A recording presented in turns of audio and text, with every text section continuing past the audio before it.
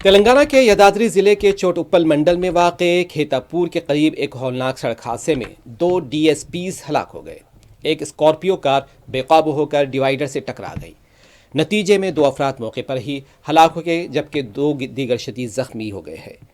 اور بتایا جا رہا ہے کہ مہلوکین کی شناخت آندھرا پردیش سے تعلق رکھنے والے 2 DSPs کے طور پر کی گئی ہے، جس میں شانتا راؤ کے پر بھی شناخت کی گئی ہے۔ اس کے علاوہ ایک اور DSP کی شناخت کی گئی ہے۔